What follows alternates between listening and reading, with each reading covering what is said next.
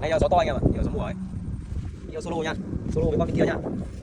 Đây bên này có 4 mét, bên kia có 3 mét rồi. Em một đi lắp đi mình nha. Hai cái đây có sốt rồi. Anh có bao nhiêu?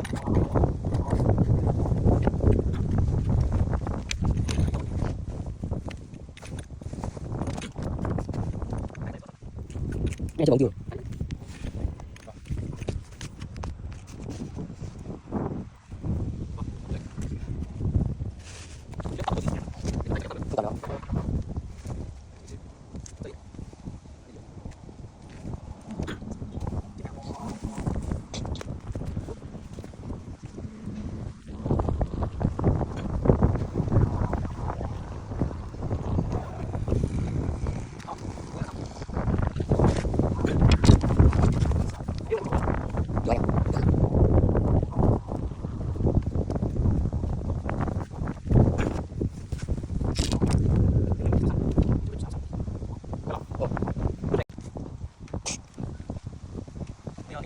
Rồi.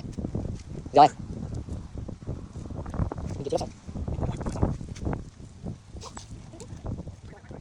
Giờ cái đó à? Giờ cái đó à?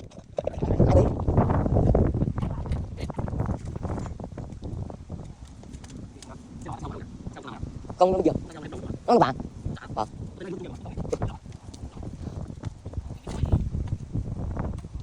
Bơi nào. Sâu lắm. Đi bơi không? Có ai? Không chạy bơi mà. Đứt tay rồi. Đứt anh chính rồi. Giờ sang con bên kia em nhá. Con này xong rồi nhá, để đây. Đã đi đâm con 3 mét chưa anh em ạ?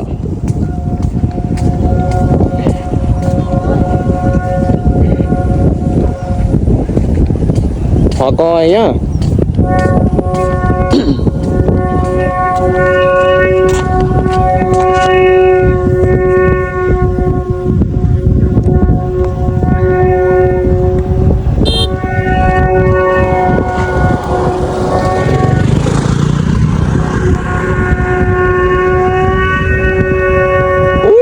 Trời ơi.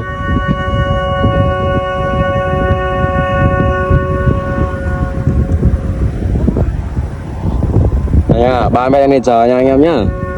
Tiếp theo đi lại trên 4 mét nhá.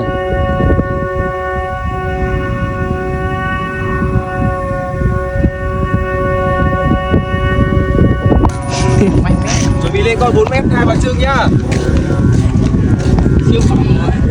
Lên luôn. Anh đi lên trên kia.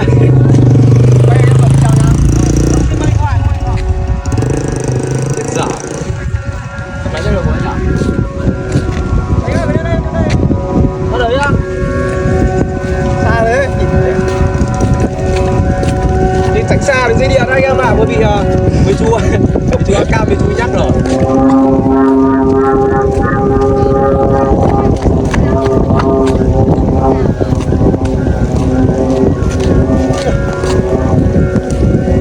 Cái con này có chịu được gió này không?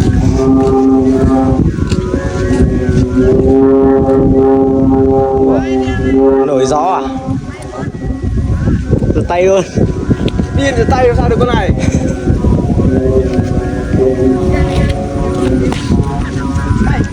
Chơi mày tôi cầm anh chỉ nhà băng đi quay à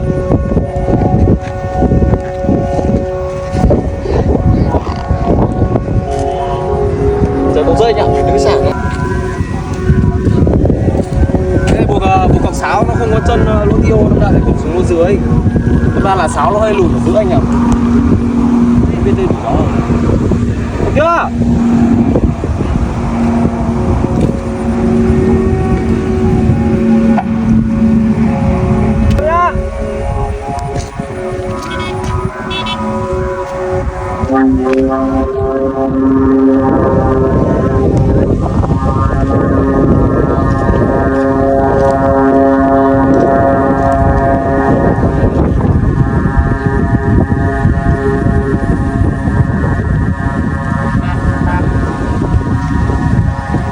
được à?